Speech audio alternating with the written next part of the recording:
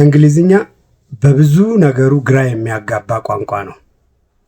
ፕሮናንሲዬሽኑን ብናይ፣ ቮካብለሪ ለርኒንግ ብናይ፣ ግራመሩን ብናይ ኢሬጉላርስ የሚበዙበት ቋንቋ ነው እና በተለየ ትኩረት በተለየ ሁኔታ ካልተማር ነው ሁልጊዜ ግራ እያጋባን የሚቀጥል አይነት ቋንቋ።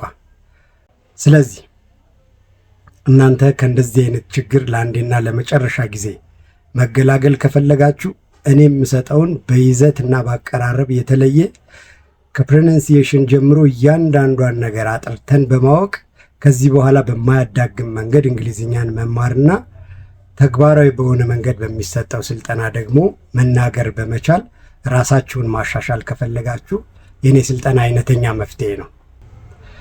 የኔን ስልጠና በአካልም በኦንላይንም መውሰድ ትችላላችሁ።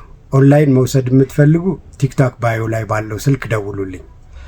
በአካል መሰልጠን የምትፈልጉ ደግሞ ሳሪስ እና ሳሪስ አካባቢ ለሳሪስ ቅርብ የሆነ ቦታ ያላችሁ በሙሉ ሳሪስ ከገበያ ማዕከሉ ወረድ ብሎ ቡልቡላ አጠቃላይ ሁለተኛ ደረጃ ትምህርት ቤት ግቢ ውስጥ ከስራ ሰዓት በኋላ እና ለተማሪዎች ደግሞ ከትምህርት ሰዓት በኋላ ሁልጊዜ መደበኛ የስልጠና ፕሮግራም አለን። እሱን መቀላቀል ትችላላችሁ።